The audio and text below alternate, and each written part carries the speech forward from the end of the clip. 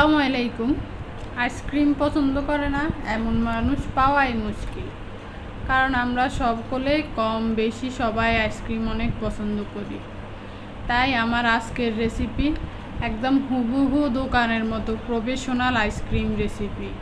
তো আর দেরি না করে চলুন শুরু করা যাক আজকের রেসিপিটি।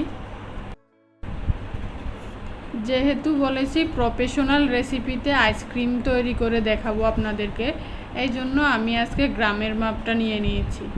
আমি কাপে না নিয়ে মেজারমেন্ট স্কেলে মেপে নিচ্ছি। আমি এখানে নিয়ে নিচ্ছি 220 গ্রাম চিনি। এরপরে নিয়ে নিচ্ছি গুঁড়ো দুধ। আমি এখানে 60 গ্রাম গুঁড়ো দুধ নিয়ে নিচ্ছি। তারপরে নিয়ে নিব কর্নফ্লাওয়ার নিব 50 গ্রামের মতো।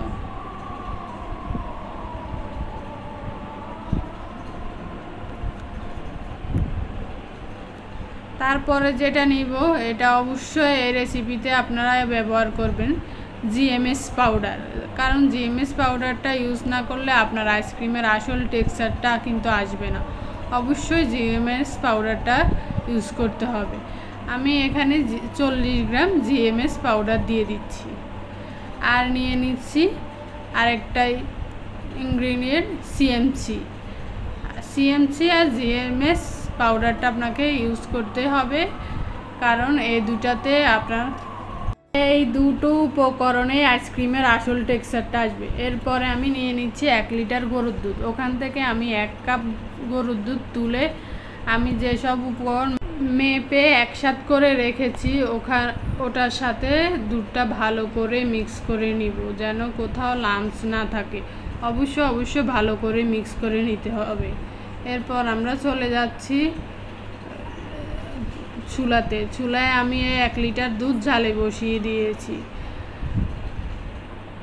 কিছুটা গরম হয়ে আসবে। আমরা প্রথমে যে চিনিটা মেপে রেখেছি ওই চিনিটা দিয়ে দিচ্ছি দুধের সাথে।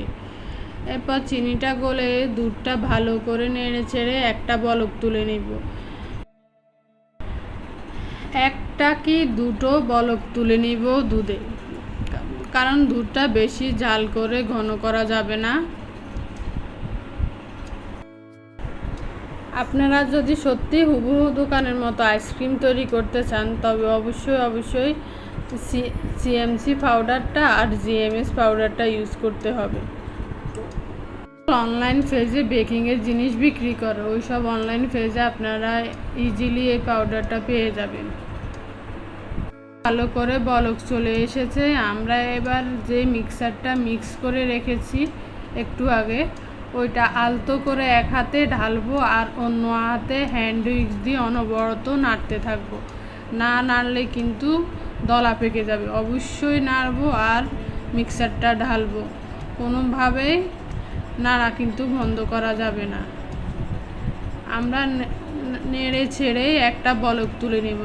যখন একটা বলক আসবে সাথে আমরা চুলাটা বন্ধ করে দিব।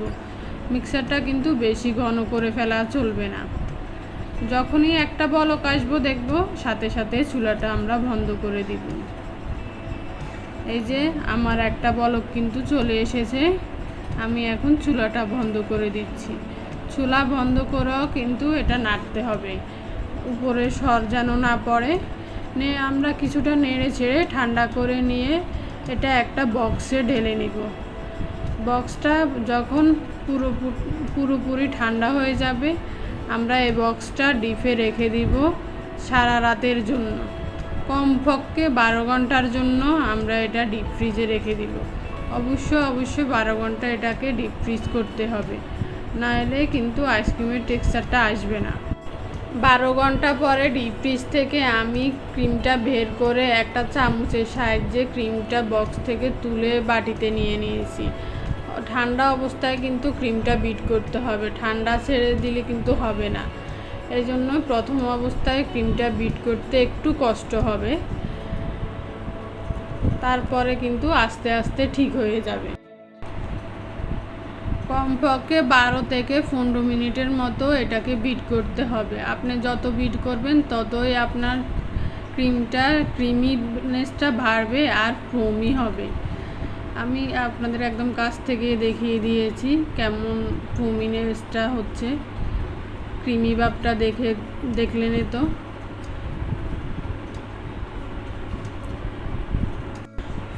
যত বিট করবেন ততই ফুলবে, ততই ক্রিমি হবে। এই যে আমি প্রায় 15 থেকে 17 মিনিটের মতো বিট করলাম। ক্রিমটা মেপে নিচ্ছি।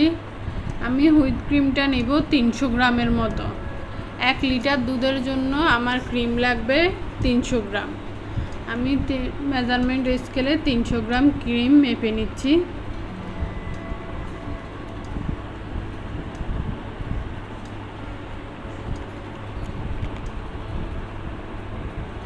এরপর ক্রিমটাকে আমরা বিট করে নিব। মিডিয়াম স্পিডে বিট করে নিচ্ছি ক্রিমটা কিন্তু পুরোপুরি আমরা স্টিপ করব না, যেমন কেকের জন্য স্টিপ করি ওই রকম স্টিপ করব না, আমরা ক্রিমটা মিডিয়াম স্টিপ রাখবো।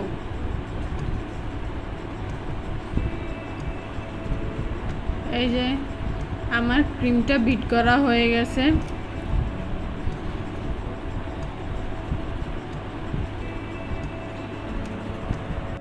ক্রিমটা বিট করা হয়ে গেলে এই পর্যায়ে আমি দিয়ে দিব ভ্যানিলা এসেন্স দিয়ে আমি জাস্ট 30 সেকেন্ডের মতো বিট করে নিব। আমি জাস্ট কয়েক ফোঁটা ভ্যানিলা এসেন্স দিয়ে দিয়েছি।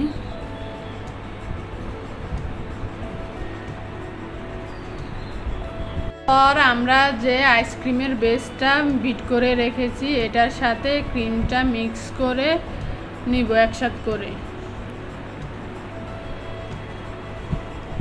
আমি পুরো ক্রিমটা আইসক্রিমের বেজের সাথে নিয়ে নিচ্ছি, নিয়ে একদম ভালো করে মিক্স করে নিব, যেন দুটো মিক্সচার ভালো করে একসাথে মিক্স হয়ে যায়।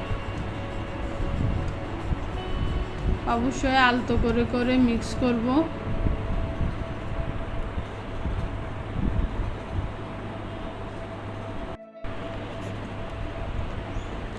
দেখলেন তো আমার 1 লিটার গরুর দুধ দিয়ে কতখানি আইসক্রিম হয়েছে। প্রায় 3 লিটারের মতো আইসক্রিম হয়েছে 1 লিটার গরুর দুধ দিয়ে। ভালো করে মিক্স করা হয়ে গেছে। এবার আইসক্রিমের বক্সে নিয়ে নিব। আপনাদের কাছে একটাই অনুরোধ, প্লিজ সবাই আমার চ্যানেলটা সাবস্ক্রাইব করে রাখবেন, পাশে থাকা বেল আইকনে একটা ক্লিক করে দিবেন।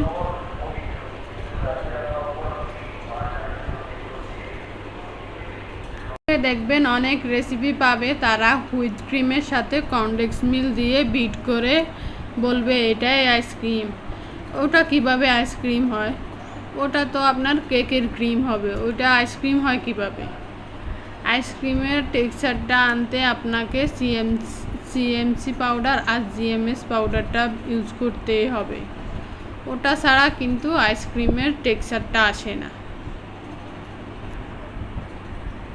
ঢাকনা দিয়ে বক্সগুলো ঢেকে ডিপ ফ্রিজে রেখে দিব আপনার সারা রাতের জন্য। পরের দিন আমি ফ্রিজ থেকে এই যে আইসক্রিমটা বের করে নিয়ে এসেছি। আমি আপনাদেরকে আইসক্রিমটা তুলে দেখাচ্ছি, এর টেক্সচারটা কেমন এসেছে, হুবহু দোকানের মতো, এবং টেস্টটাও একদম হুবহু দোকানের মতো। আপনারা বাসায় অবশ্যই একবার বানিয়ে দেখবেন, বাসায় সবাইকে চমকে দিবেন। কেউ বুঝতে পারবে না এটা দোকানের কিনা আইসক্রিম না বাসায় তৈরি আইসক্রিম। এর টেক্সচার সব কিছু কিন্তু একদম দোকানের মতো হুবহু। সবাই ভালো থাকবেন, সুস্থ থাকবেন, আমার জন্য দোয়া করবেন। আল্লাহ হাফেজ।